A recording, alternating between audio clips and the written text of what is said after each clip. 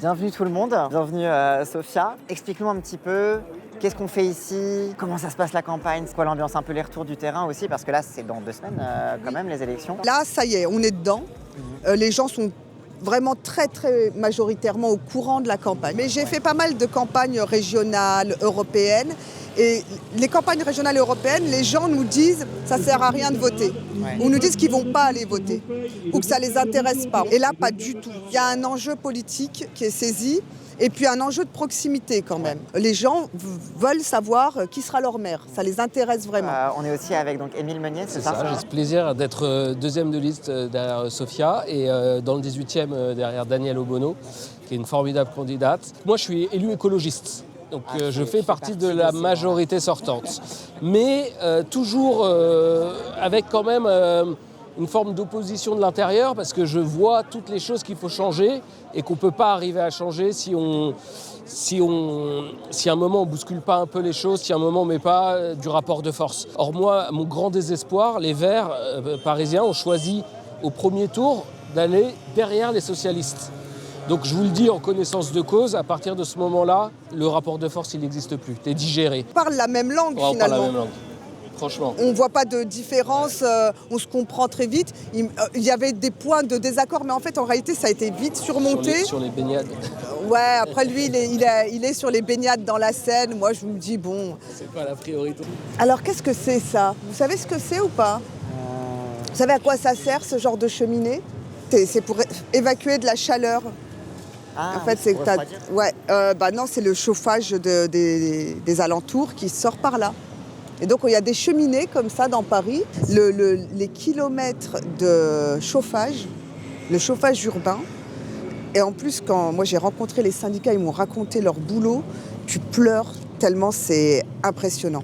Les gars, tu vois, ils arrivent fréquemment. C'est des types qui sont hyper formés, qui ont une connaissance du réseau parisien, de chauffage urbain, incroyable. Et ils descendent seuls pour aller réparer un endroit. Ils peuvent descendre jusqu'à 20 mètres. Et quand ils arrivent, il fait une chaleur insupportable. Oui. Donc ils ne peuvent pas rester plus de 60 secondes. 60 secondes. Et sinon, c'est risque de mort, tu vois. Ouais. Quand tu leur parles de la retraite à 64 ans, ils ne vont pas y arriver. C'est comme les égoutiers à Paris. Oui, c'est ça, oui, justement, je pensais au même truc. Ils meurent jeunes. Ouais. Bah, c'est assez horrible ce que je veux dire, mais un égoutier, tu vois, à 54 ans, il n'est plus en bonne santé. Et c'est souvent la moyenne de décès, quoi. Et donc 64 ans, pour eux, la retraite, ça n'existe même pas si tu la mets à 64 ans. En réalité, c'est des métiers où tu as fait 15 ans dans ta vie, c'est le maximum que tu puisses faire. Le reste du temps, il faut que tu aies un autre métier, que tu sois reconverti.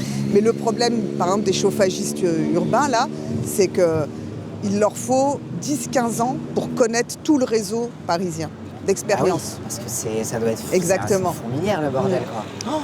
Alors, c'est des métiers, quand tu rentres dedans, quand tu discutes avec les gars, tu te dis, moi je préférerais, tu vois, que ces gens-là soient les mieux payés de la société.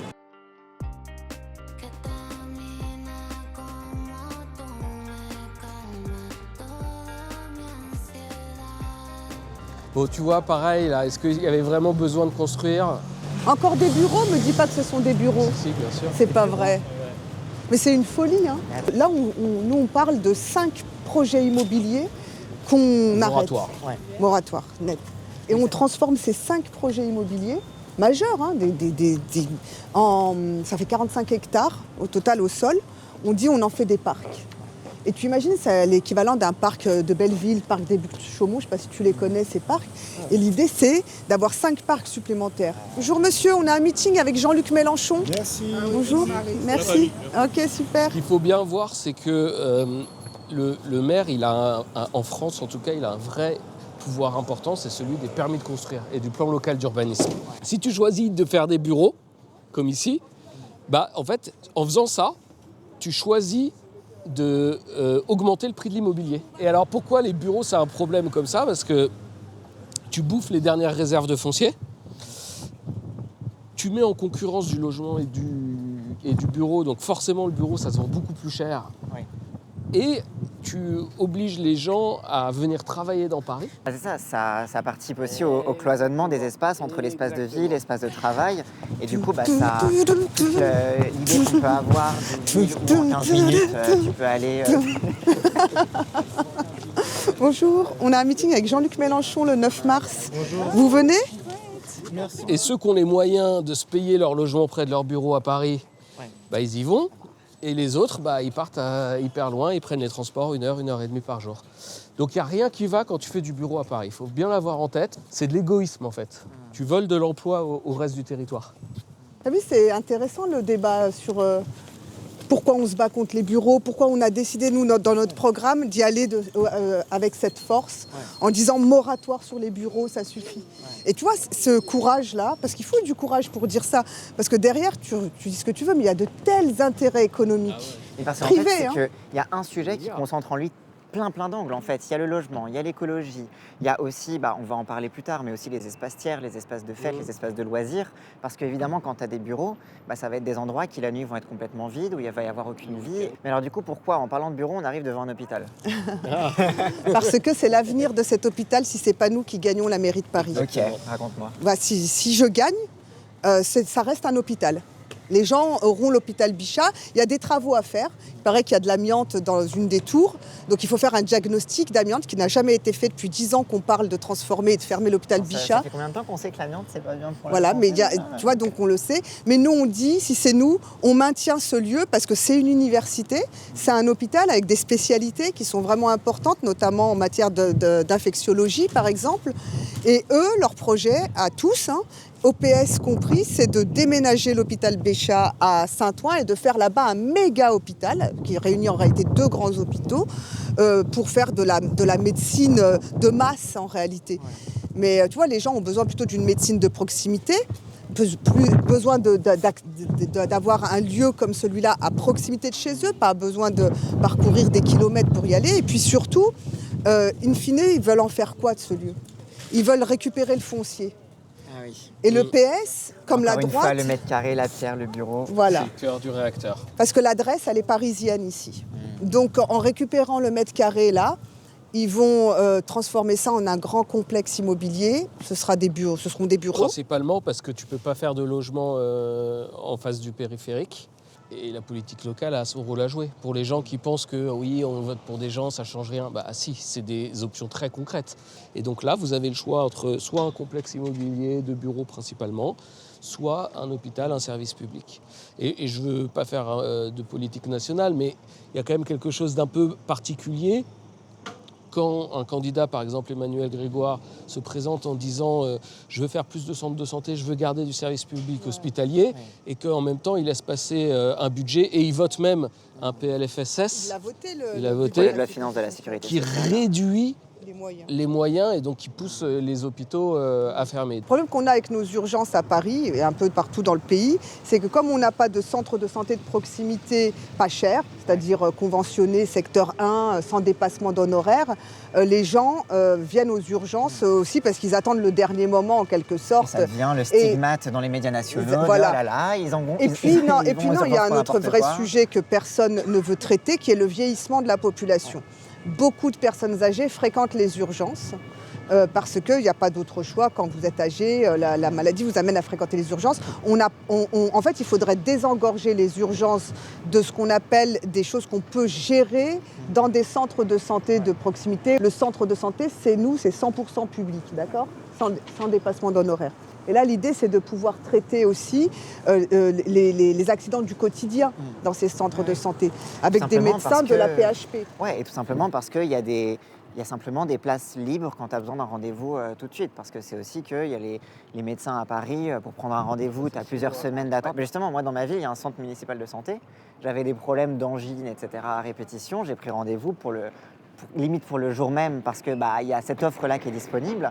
Mais à l'époque, quand j'habitais dans Paris, pour voir ne serait-ce que mon médecin traitant, c'était un mois, quoi. En fait, Paris est un désert médical en la matière. Ouais. Et c'est vrai que en plus, tout va dépendre aussi... Quand on pense désert, on a l'impression que c'est des grands... Alors que non, même dans une densité de population... Quand vous ne pouvez pas avoir un rendez-vous, oui. Chez un spécialiste, ça peut prendre plusieurs mois dans le public, 6 mois, 8 mois. Dans le privé, c'est avec des dépassements d'honoraires, mais considérables. À Paris, plus de 80% des spécialistes pratiquent des dépassements d'honoraires. C'est bien au-delà de la moyenne nationale.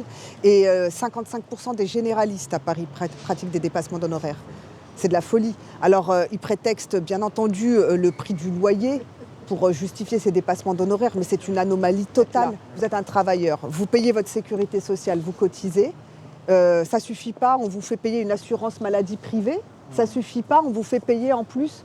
Donc à bout d'un moment, tu te dis, ça n'a plus de sens. Et tu te dis, finalement, le système de sécurité sociale, il finit par me coûter très cher. Parce qu'en plus des cotisations sociales que j'ai sur mon bulletin de salaire, je paye une assurance privée que les gens appellent mutuelle, mais en réalité c'est une assurance privée. Et maintenant, je paye chaque fois que je vais aller aux urgences, je vais devoir payer. Chaque fois que je vais... Mes médicaments, ça rajoute je des paye. frais qui devraient être évitables et qui sont évitables. Voilà. Mais qui, oui, et parfois tu sais, moi je parle beaucoup de de tout ce qui sont, tout ce que c'est, tout ça, ce sont en fait des impôts cachés. Ce sont de nouveaux impôts qu'on prend sur les classes populaires et les classes moyennes. Et en fait, il y a des gens, quand au bout d'un moment, ils finissent par te dire on nous raquette, franchement, il y a la mentalité qui les pousse, les partisans de l'austérité budgétaire à agir. Oui, ça ressemble à ça. Parce que l'austérité budgétaire, elle consiste en quoi? Elle consiste à dire je coupe les budgets dans les services publics, dans l'action politique publique. Mais du coup, je la fais porter sur les gens. Oui, parce que le coût, quoi qu'il arrive, doit être absorbé quelque part. Exactement. Donc, ça consiste vraiment à créer un nouvel impôt caché et qui est en plus privé et ramené à la personne. Et c'est comme ça que tu as plein de gens qui sont largués, qui ne peuvent pas suivre. Quand tu as près de 100 000 foyers en France, les plus riches du pays, donc plus de 13 000 millionnaires, des gens qui sont millionnaires, milliardaires, qui sont riches à foison, près de 100 000, qui ne payent aucun impôt sur le revenu grâce à l'optimisation fiscale, tu comprends que tout l'impôt repose sur les classes moyennes, puisque tu as 50% des foyers en France qui ne sont pas soumis à l'impôt direct, impôt sur le revenu, ils sont soumis à d'autres impôts, mais à l'impôt direct, parce qu'ils ne gagnent pas assez. Et donc, les classes moyennes sont surchargées d'impôts. Parce qu'elles, comme vous avez 100 000 foyers qui refusent de payer l'impôt sur le revenu, exactement. Sur les tiers en dessous. Et cette injustice fiscale aussi, il faut lutter contre. Au niveau de la ville de Paris, je t'en parle parce que quand nous, on a décidé on a bien travaillé sur le sujet dans le détail, quand on a décidé d'augmenter de 2,5 points la taxe foncière à Paris, on s'est posé la question de sur qui elle porte. Parce que les propriétaires à Paris, ils sont riches en immobilier. Oui. Mais quand tu vis dans ton appartement, qu'il vale 100 ou 200 ou 300, c'est pas de l'argent qui te nourrit tous les mois, c'est l'appartement où tu vis. Donc on a regardé et là on s'aperçoit qu'on a quand même une très large majorité de multipropriétaires. Oui. C'est-à-dire qu'à Paris, on est dans une ville où être propriétaire résident, c'est pas la norme. C'est plutôt des gens qui sont multipropriétaires, donc qui vont avoir... Un multipropriétaire, c'est à partir de 5 logements. Oui, ça fait déjà pas mal quand même. Ouais, mais c'est une majorité. Et après, tu as tous les bureaux. On en revient, les foncières qui ont les bureaux, parce qu'eux aussi doivent payer la taxe foncière. Voilà. Donc, et d'ailleurs, à Paris, il y a une sorte de double peine, parce que vous subissez l'augmentation du coût de la vie, justement, du fait de cette spéculation immobilière, mais vous ne faites pas participer ce qui provoque cette spéculation. Parce qu'on a une des taxes foncières les plus basses de France. Okay. Donc ça peut paraître fou, mais Paris, en fait, fait une forme de dumping fiscal, puisqu'avec une taxe foncière la plus basse de France, les bureaux ont intérêt à venir ici. Tu comprends ? Waouh. Non, mais quand tu veux t'attaquer à la spéculation immobilière, comme nous, on le fait avec notre programme, tu peux pas être te dire je vais être mou, quoi. Mais de toute façon, tu le peux foncier, pas faire l'immobilier, le logement, c'est obligé d'y aller. Voilà, donc cet hôpital Bichat, il y a des choses à faire. Ouais. Il ne s'agit pas de dire il n'y a rien à faire, tu vois, il faut le rénover. Il y a de l'investissement, c'est vrai, à faire. Mais il y a de la valorisation de quelque chose qui, outre. Mais tu as vu depuis tout à l'heure, le nombre de personnes qui passent, d'accord ? Donc c'est pas comme si c'était pas fréquenté. Et tu as vu comment viennent les gens ? Ils viennent à pied parce que le métro est juste à côté. Ouais. Demain, tu le mets à Saint-Ouen, ils vont aller où tous ces gens ? Déjà, ils ne viennent pas que des environs, ils viennent des arrondissements 17, 18, 19, ils viennent certainement de tout Paris, mais ils viennent à pied parce qu'ils sortent du tramway, du métro là-bas, qui est à peine à 200 mètres, tu vois. Mais demain, tu l'enlèves, on est un dimanche après-midi, tu as un monde comme ça qui défile, et tu vois à la population qui vient ici, tu vois que ce n'est pas de la population riche, hein. Ouais. C'est des gens... un trésor national, du carbone dans le ciel, et puis c'est surtout... pour la respiration. Bah, tu sais que la contamination, on a mesuré, là, ça y est, les études scientifiques ont mesuré l'incidence pour les habitants à proximité de l'incinérateur d'Ivry, donc dans le sud de Paris. L'incidence, c'est des cas de cancer qui sont relevés dans un lycée, 12 cas de cancer en un an. Mais oui, l'incinération tue. Ouais. La contamination, la pollution par les incinérateurs est mortelle. Oui, bon, donc il faut arrêter.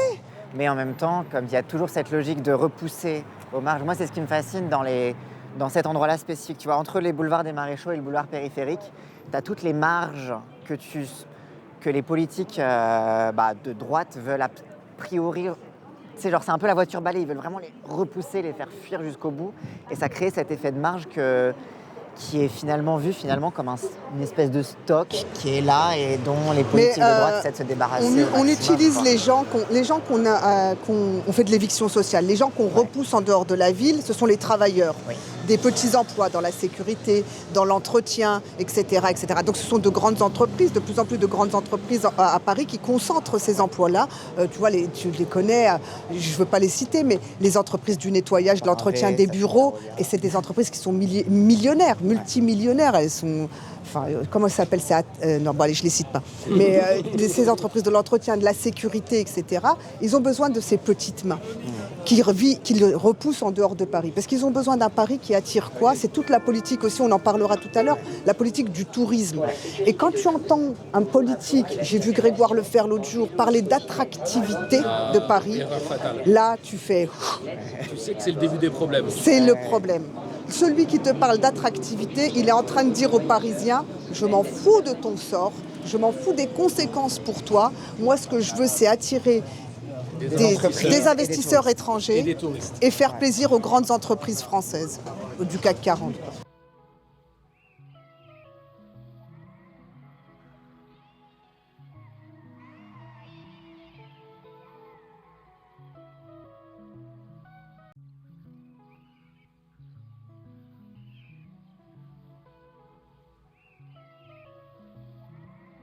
Merci. Qu'est-ce qu'ils sont gentils, les gens. Ouais. Tu sais, ça me frappe vraiment, ça. Ouais. Depuis qu'on a... Ces 15 derniers jours, plus que jamais, les gens sont hyper en soutien. Toujours un petit sourire, un petit geste. Moi, tu vois, je commence à être assez connue. Je pense que je suis plus connue qu'Emmanuel Grégoire. Les gens me reconnaissent plus qu'Emmanuel Grégoire. C'est pas très compliqué. Mais les gens me connaissent. Et même toute seule, je faisais mes courses ce matin, toute seule, les gens me font un petit sourire, un petit geste comme ça. Vu tout ce que vous prenez dans la gueule, c'est aussi rassurant, même je pense pour le moral, de se dire « Ah ça va, on n'est pas tout seul et les gens ne se font pas complètement bouffer par... Les porte-à-porte, franchement, ils sont hyper positifs. Hein. Ouais. Oh, regardez, on va pouvoir coller plein d'autocollants. Samedi 28 février, c'est passé, c'est pas pour arracher ce que... Oh, il y avait Mélenchon 2022. J'ai écrit au préfet, au maire, tous les candidats des municipales, pour dire qu'il n'y a pas assez de panneaux d'affichage d'information libre à Paris. Vous ne respectez pas la loi. Oui. Ils ne respectent même pas la loi. Et bien, sans réponse. Ça fait des mois, ils ne nous répondent pas. Donc nous, on a mis dans notre programme, parce qu'on veut faire vivre la démocratie, tu vois, pour des gens qui menacent la démocratie. Nous, on veut faire vivre la démocratie et on veut des panneaux d'affichage libre. Et on veut respecter la loi. On ne dit pas plus, On ne dit pas qu'on va en faire plus que les autres, on dit juste la loi, qu'on l'applique. Donc là, on arrive à un endroit que Romane Mayer, qui est candidate avec nous, connaît très bien. Ouais. C'est un endroit qui est... vous allez tout de suite voir en quoi ça consiste, en fait. C'est ce qu'on appelle le mobilier anti-SDF. Tu vois ? Et c'est des dispositifs. Là, la hanse, elle est au milieu pour pas que les gens puissent s'allonger. Et l'excuse qui est donnée, c'est ça aide les personnes handicapées à se relever. Sauf que si tu veux les aider à se relever, tu mets la hanse là et là. Ça permet aux personnes de s'allonger, de se reposer. Et tous les bancs comme ça se multiplient. Et les assises individuelles aussi se multiplient. Là, c'est des bancs. Ils ont de la chance. Mais de plus en plus, il y a des espèces de hanses qui arrivent et qui disent pas leur nom. Ils vont pas dire que c'est un dispositif anti-SDF. Et qui ont fleuri un peu partout, et notamment pendant les JO. Et dans ce quartier, c'est vraiment... une illustration de ça. Au moment des JO, quand la mairie de Paris promettait de faire des JO populaires, des JO un peu stylés et tout, il y a des gros rochers qui sont arrivés dans tous les camps. Il y avait un gros camp à Port-de-la-Chapelle, il y a des énormes rochers qui ont été mis sous les ponts, et c'est là que les personnes sans abri s'abritaient, c'est là que les personnes migrantes s'abritaient, parce qu'il n'y a pas de lieu de premier accueil à Paris, et donc ils se retrouvaient sous le pont de Stalingrad ou sous le pont de Port-de-la-Chapelle, et quelques jours avant les JO, il y a des énormes rochers qui ont été mis là, pour les empêcher de s'installer et pour les empêcher de se loger. Et les personnes qui logeaient là ont été envoyées, même pas à Paris, ils ont été envoyées à Strasbourg. Oui, il y avait des dans bus des qui bus. étaient Ouais, affrétés, quoi. c'est ça. Ils ont été envoyés à Strasbourg et aujourd'hui, on ne sait pas ce qu'ils sont devenus. Et là, tu vois, ce mobilier anti-SDF, nous, on a pris l'engagement dans le programme de le supprimer. Mais ce genre de place que tu vois bien qu'elle a une utilité. Il y a une fontaine. C'est très important, les fontaines à Paris. Nous, on veut les multiplier. Il faut qu'il y ait accès à de l'eau potable dans la rue, comme ça. Et puis surtout, on se dit, c'est typiquement un endroit qu'on peut aménager, puisqu'il a déjà une fonction sociale. Donc il faut l'aménager justement pour permettre aux gens qui en ont besoin de pouvoir récupérer, se reposer, trouver de l'eau, trouver aussi de quoi recharger des portables. Il n'y a pas de problème à installer des bornes de recharge pour recharger son portable. Trouver aussi, pourquoi pas, des ombrières ici. Alors là, il y a des arbres, c'est vrai, mais ça peut être un îlot de fraîcheur aussi. Quand il fait très chaud, et de quoi se protéger, pourquoi pas en hiver aussi, de la pluie ou de ce genre de choses. En fait, il faut essayer de repenser la place avec sa fonction sociale et qui est inclusive, qui n'est pas exclusive, qui ne cherche pas à cacher les gens, mais qui cherche à dire il y a un service qu'on peut rendre comme ça à une catégorie de la population, même si nous, on espère quand même avec notre choc de solidarité, notre plan pour la solidarité, en finir avec le sans-abrisme.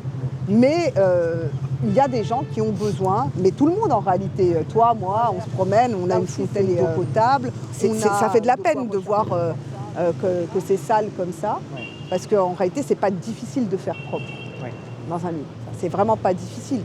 C'est pas parce qu'on est dimanche qu'on peut pas avoir un service continu, et c'est ça l'intérêt du service public, c'est qu'il est continu du lundi au dimanche. Et on peut avoir un service public et une antenne de propreté ici qui s'occupe d'entretenir le lieu. Et puis quand les gens voient qu'il y a un agent de propreté ou des agents de propreté présents, ils respectent. C'est ça aussi, c'est qu'à partir du moment où des gens ont déjà des usages sur cet endroit, si cet endroit en plus de ça est valorisé en respectant leurs usages, ils vont encore plus sentir que c'est quelque chose qui est à eux et dont ils peuvent prendre soin, et que c'est pas juste quelque chose dans lequel on les a balancés comme une espèce de trou en attendant de les dégager ailleurs, quoi. Voilà. Donc ça, on y travaille aussi. Enfin, on a essayé de répondre à ce type de réalité, en fait. Alors, là, on arrive dans un endroit qui est très très cher à nous, à Zawa Prod. Ah ouais ? Et en fait, on a notre toute première soirée en public. Tu sais, on fait des soirées où on commence avec des talks politiques, culturels, ensuite partie concert et ensuite DJ set jusqu'à 6h du matin. Donc c'est vraiment de 20h. Tu m'as jamais invité dans tes soirées ? Ah bon ? Mais non ? Je t'inviterai à la prochaine. Tu connais les sketchs de Omar et Fred ? Oui, bien sûr. On te voit Et on a lancé ce projet, en fait, notre première c'était à la station Gare des Mines. Et ça a été vraiment un espace qui nous a accueillis et qui est vraiment un espace emblématique des soirées queer de Paris, de toute la vie, de toute la nouvelle scène de la musique électronique, de vraiment toute la richesse et la vitalité et la création qui se fait dans cet endroit-là, et toutes les personnes qui s'y retrouvent et qui partagent ça.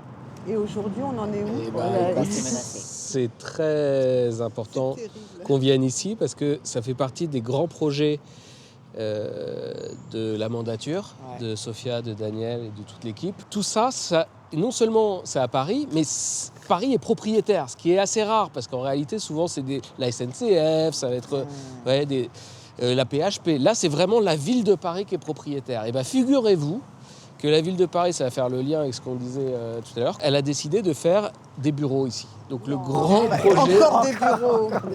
Le grand projet ici, je vous jure que c'est vrai, je vous enverrai le plan masse et tout.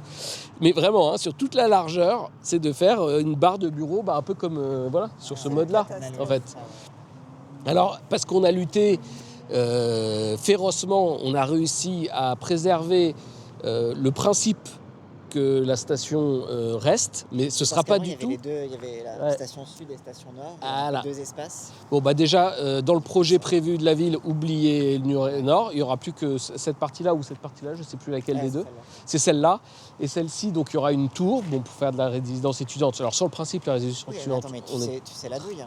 C'est qu'ils disent que comme ça va être de la résidence étudiante... Il faut que vous baissiez le son. Il faut baisser le son ici, du coup on va vous fermer parce qu'en fait ça fait trop de bruit pour les étudiants qui dorment. Donc c'est le principe de, en fait, ok, on accepte de ne pas fermer ça, mais on crée le fait accompli qui fait qu'on va quand même fermer ça. Alors, écoute, c'est très simple.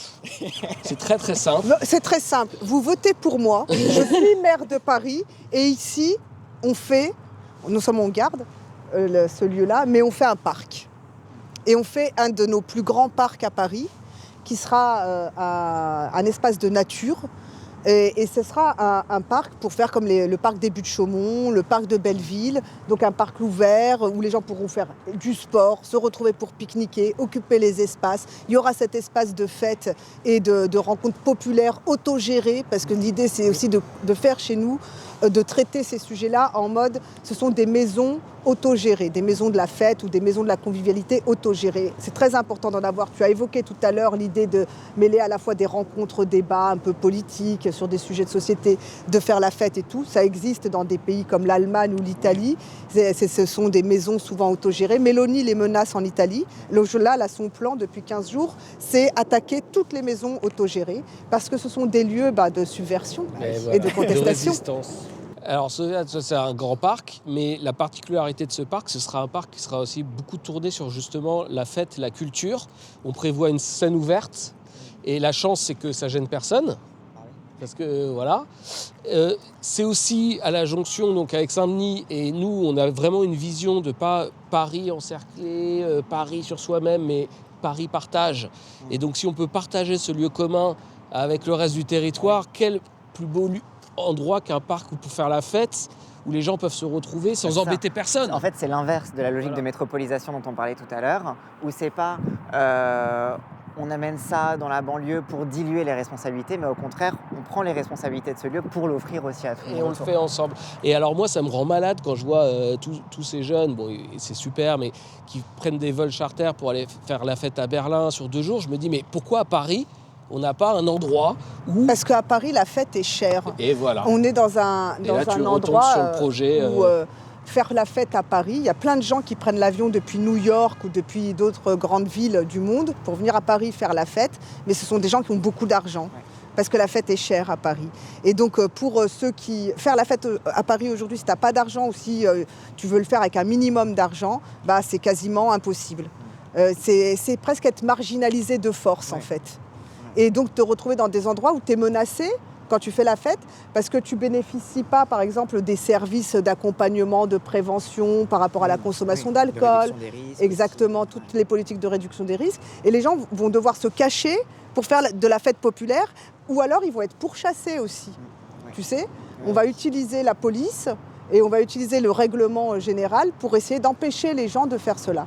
Et t'as vraiment, moi j'ai vraiment le sentiment qu'on aborde tout sous ce prisme-là du contrôle et d'un contrôle d'une seule et unique orientation possible, c'est-à-dire si tu veux faire la fête, tu dois aller dans ces lieux-là, tu dois payer tant, en boîte de nuit 15 € l'entrée, puis ta consommation à 15 €. Voilà, tu es une machine à consommer et non plus un être qui vient faire la fête. Et on te dit aussi comment faire la fête. Tu peux plus faire la fête. Aujourd'hui, si on interroge les gens, c'est quoi faire la fête ? Les gens se disent c'est boire et danser et écouter de la musique fort. Non, faire la fête, il y a plein de façons différentes de faire la fête. Celle-là existe, bien entendu, mais il y en a plein d'autres. Et par exemple, les fêtes populaires, celles où tu peux venir avec tes enfants. Parce que Paris, il y a beaucoup de jeunes, mais il y a aussi beaucoup de familles qui sont privées de fêtes. Il y a beaucoup de personnes âgées qui sont privées de fêtes. Et il y a beaucoup de gens, en fait, qui ne consomment pas d'alcool, qui sont privés de fêtes aussi. Et donc l'idée, c'est de se dire, on fait des fêtes inclusives, des fêtes populaires, où tu peux venir. Et puis la fête, c'est pas forcément que le soir et la nuit. Oui, c'est aussi l'après-midi. Bien sûr. Exactement. Oui, bien sûr. Et c'est un lieu comme ça, par exemple, un dimanche après-midi, il peut servir pour faire un bal populaire. Et toutes les familles viennent. Et tu viens avec les enfants, tu danses avec les enfants. Tu sais, danser avec un enfant, faire la fête avec sa famille, sa grand-mère, c'est quelque chose qui se faisait avant. Oui, oui. Mais pas ce cloisonnement des âges. Non. Et moi, j'ai de la famille au Mexique et au Chili. Et alors, ils sortent vachement. Moi, c'est incroyable. Ils partent en soirée ensemble. Et en fait, ça crée un lien familial que moi, par exemple, j'ai pas avec mes parents. Parce que voilà, les jeunes, ils font leur truc de jeunes. Les adultes font leur truc d'adultes. Et je me dis, mais comment on peut refaire de l'intergénérationnel ? La fête, des lieux où faire la fête, où c'est pas cher. Et c'est ici. Voilà.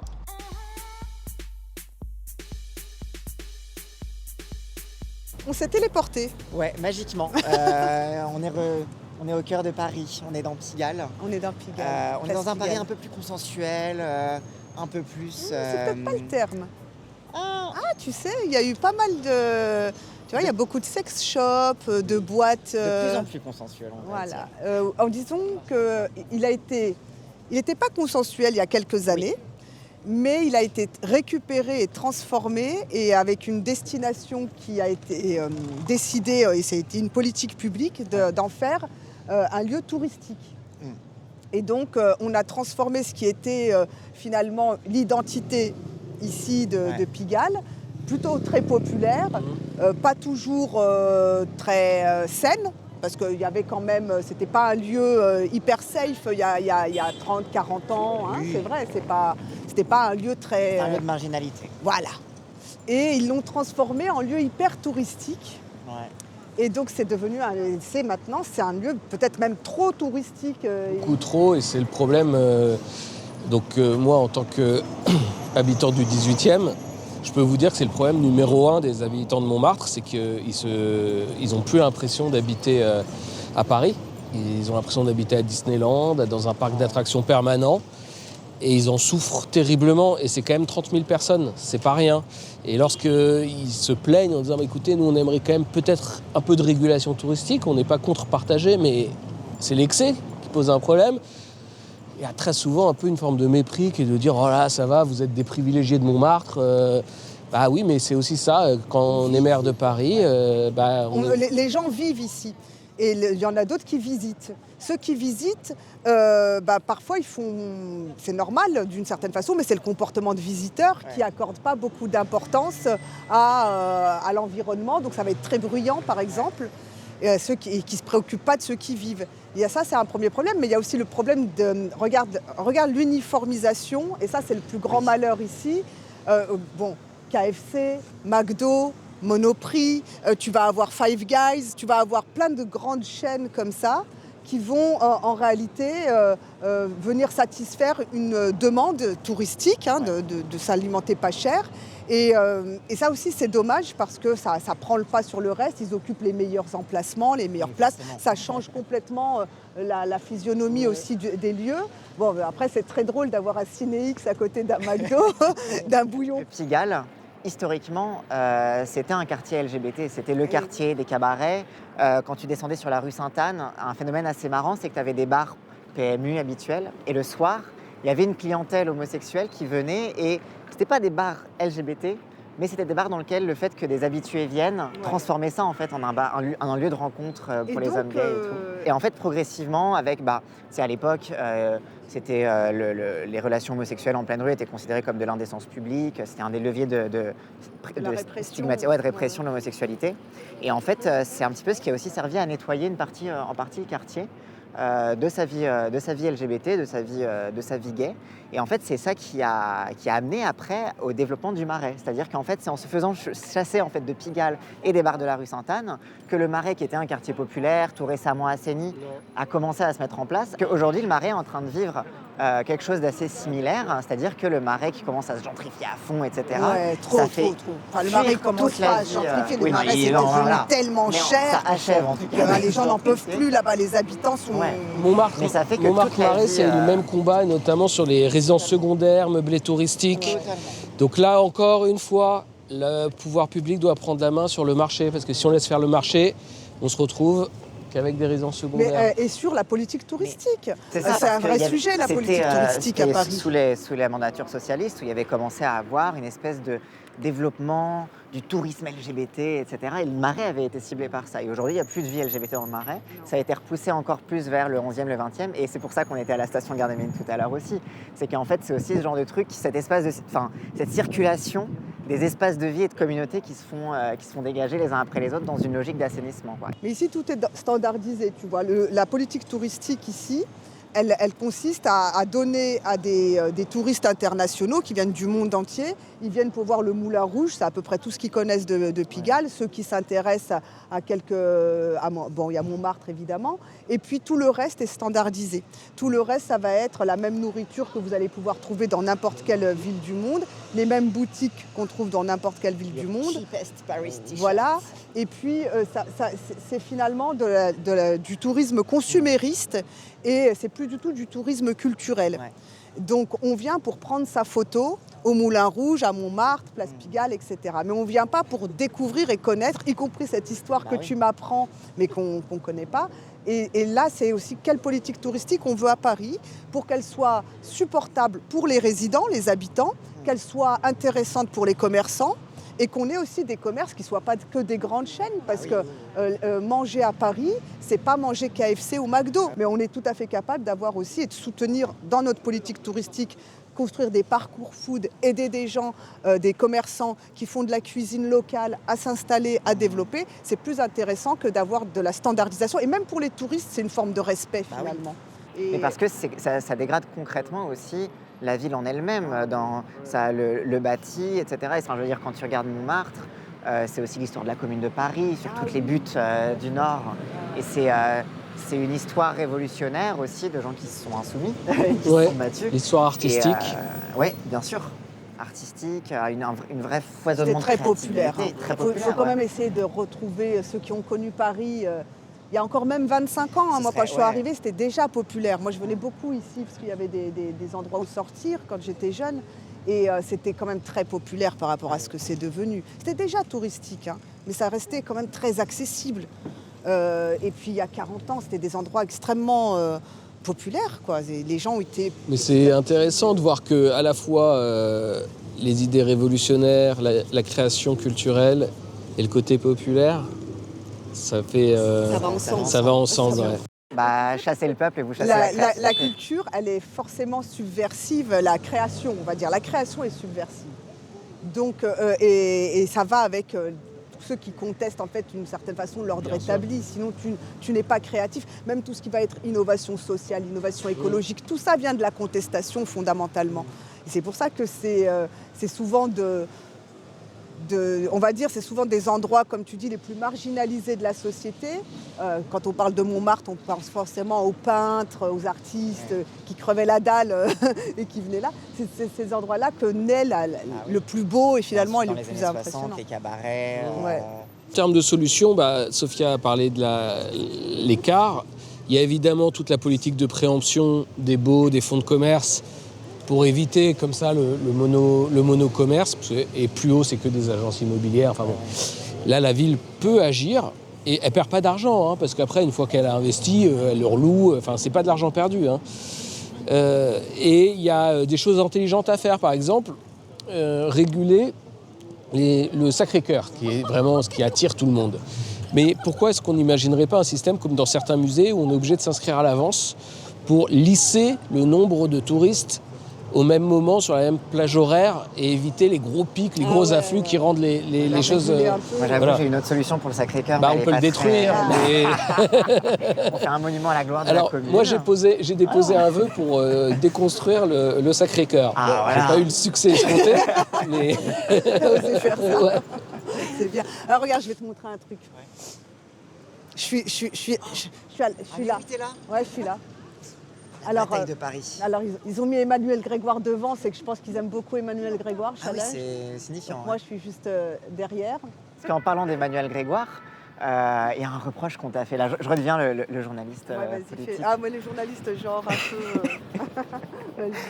Il y a un reproche qu'on t'a fait, c'est que t'as pas voulu faire l'union, Mais c'est pas vrai. C'est pas vrai, en fait. C'est incroyable. C'est hallucinant que les gens racontent ça. Tu sais, nous, quand on commence le travail pour les municipales, c'était il y a quasiment un an, non ? Il y a un peu plus d'un an et demi, quand on commence notre travail sur les municipales, on consulte les insoumis, on est encore dans NFP, etc., Nouveau Front Populaire, et on n'est pas du tout dans le délire pas PS, ou pas écolo, ou pas communiste. Et pendant plusieurs mois, et en réalité jusqu'au mois de décembre quasiment de 2025, moi je suis en discussion avec David Béliard d'Europe Écologie Les Verts. Je ne suis pas fâchée avec. Et parce que ça a été l'option que Il y avait une option très sérieuse où les écolos partaient avec les Insoumis au premier tour pour être la première force de gauche. Mais donc on n'était pas du tout dans non, on veut y aller tout seul, non, nous les Insoumis, jamais. Tu veux dire que les autres Et journalistes politiques oui, non, mais le premier à dire jamais LFI, c'est Grégoire. Enfin, c'était même pas Grégoire à l'époque, c'était Rémi Féraud. Tu sais, ils avaient leur primaire interne et ils se faisaient concurrence entre eux. Et en interne de leur primaire au PS, et leur argument c'était « Oh, mais toi, tu veux faire alliance avec le PS ?» Non, je jure ma mère que jamais je ferai alliance avec le PS, avec les Insoumis. Et c'était ça la compétition qu'il y avait. Et donc, c'est eux qui disent d'entrée de jeu, Rémi Féraud comme Emmanuel Grégoire, jamais LFI. Ouais. Et on discute avec David Béliard et on envisage de partir ensemble. Et moi, j'ai une discussion très franche avec David, mais vraiment très franche. Je lui dis « Écoute, moi, les militants insoumis aimeraient qu'on parte ensemble. » Europe Écologie Les Verts et LFI pour mener la politique que là on a réussi avec Émile, Jérôme et d'autres des Verts populaires à bâtir. Ouais. Et quand j'annonce ma candidature, David Béliard n'a pas encore rejoint Emmanuel Grégoire. Oui. C'est pas encore officiel, c'est encore en discussion. Et moi j'espère encore qu'on va pouvoir se retrouver. Donc quand je donne cette interview aux Parisiens pour annoncer ma candidature, que je réponds à sa question et je dis non, je ne veux pas d'un maire socialiste, mais je voudrais que ce soit moi le maire. Ouais. Je dis ça, la deuxième partie de la phrase, c'est ça. Elle n'est pas dans le titre, mais elle est dans l'article. Et puis surtout, je dis, en réalité, je suis en train de discuter avec David Béliard. Ça se trouve, on arrive à s'entendre et on arrive à avoir une mairie écolo insoumise. Et c'est quand même mieux qu'une mairie socialiste, parce que tout ce qu'on a décrit là depuis tout à l'heure, il y a beaucoup d'écologistes comme Émile ou comme Jérôme qui n'étaient pas d'accord, qui n'étaient pas d'accord avec la politique du PS et d'Anne Hidalgo et qui ont essayé de résister, de tenir bon et de faire en sorte qu'elle ne soit pas la vente à la découpe de tout le patrimoine. Aujourd'hui, il promet, et Grégoire, de vendre pour 400 millions d'euros de patrimoine chaque année pour financer sa politique. Je vois pas comment il fait. Une fois que tu as vendu le Parc des Princes une fois, t'as plus rien à vendre. Il va pas vendre le Parc des logements sociaux quand même, j'espère que c'est pas ça l'idée. Tu imagines, pour faire 400 millions, ça veut dire que tu vends beaucoup. Hein. Et donc nous, non, c'est pas vrai que moi j'ai dit jamais... que j'ai fait preuve de sectarisme dans cette campagne. Et quand je dis je ne veux pas d'un maire socialiste, c'est vraiment parce que je veux que ce soit notre alliance avec les écologistes des Verts populaires et de la France insoumise qui l'emporte. Parce que là, on vient de passer un peu de temps ensemble. Et je peux t'assurer que les choix, ils sont quand même assez radicaux et assez radicalement différents. Oui, largement. Oui, ça ressemble à rien du tout. D'accord. Donc, quand les gens te disent mais il faut que la gauche gagne à Paris, moi je suis d'accord. Je veux que ma gauche gagne à Paris. La gauche de rupture avec le système de la ville libérale, avec le système de la ville qui renonce à adapter la ville au changement climatique.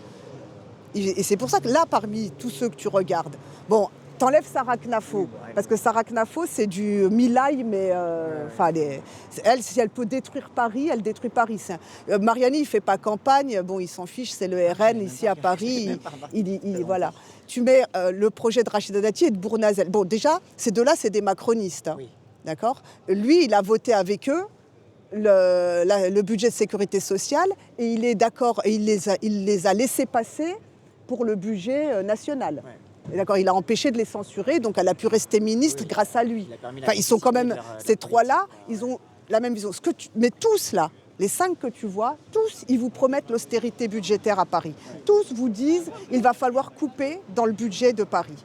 Il y aura moins de services avec eux. Alors, elle peut bien promettre 8000 agents municipaux, policiers municipaux, Rachida Dati, mais comment tu les payes ? Comment tu les recrutes ?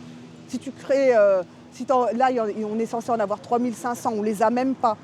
Parce qu'en fait, c'est tellement mal payé que les gens ne postulent pas pour être policiers municipaux à Paris, d'accord ? Donc on est en sur-recrutement, on a des postes vacants.